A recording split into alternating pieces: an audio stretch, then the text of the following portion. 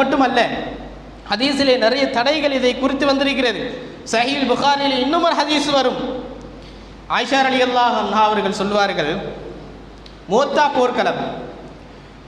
போர்க்களத்தில் சஹாபிகளுக்கு படை தளபதியாக சஹாபிகளில் 3 சஹாபிகளை பெருமானார் தேர்வு செய்து அனுப்பினார்கள்.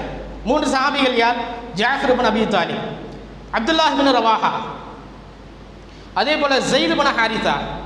இந்த 3 சஹாபிகளையும் மோத்தா போர் தளபதியாக பெருமானார் நியமித்து இவருக்கு பிறகு இவர், இவருக்கு பிறகு இவர், இவருக்கு பிறகு இவர் தளபதியாக இருப்பார்கள். இவர் ஷஹீதாக்கப்பட்டால் ஜாஃபர் இப்னு அபி தாலிப் ஷஹீதாக்கப்பட்டால் அப்துல்லாஹ் இப்னு ரவாஹா இருப்பார், அப்துல்லாஹ் இப்னு ரவாஹா ஷஹீதாக்கப்பட்டால் ஸைத் இப்னு ஹாரிஸா இருப்பார் என்று 3 சஹாபிகளையும் போர் தளபதிகளாக அனுப்பி வைக்கிறார்கள். அப்படி மோத்தா போர் நடக்கிறது. அதிலே 3 சஹாபிகளும் தலைமை தாங்கி மரணிக்கிறார்கள், ஷஹீதாக்கப்படுகிறார்கள். இது ஷஹீதாக்கப்பட்ட செய்தி பெருமானார் ஸல்லல்லாஹு அலைஹி வஸல்லம் அவர்களுக்கு எட்டிய போது அதனுடைய இழப்பை தாங்காமல், அந்த சஹாபிகளுடைய இழப்பை தாங்காமல் சோகத்தில் இருக்கிறார்கள் பெருமானார் ஸல்லல்லாஹு அலைஹி வஸல்லம். அந்த நேரத்திலே ஒரு மனிதர் வந்தார், அதாவது ஒரு சஹாபி வந்தார்.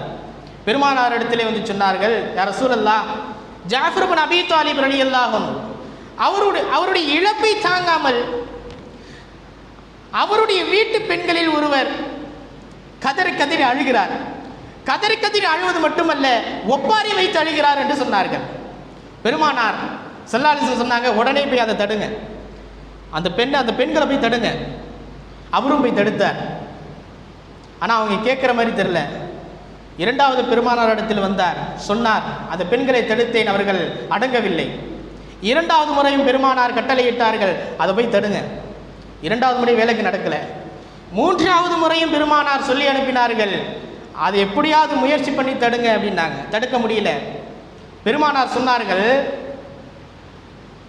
ஒப்பாரி வைத்து அழக்கூடிய அந்த பெண்களின் நாவுகளில் மண்ணவாரி போடுன்னாங்க. ஒப்பாரி வச்சு அழுறாங்கல்ல, அழல, அவங்க ஒப்பாரி வைக்கிறாங்க.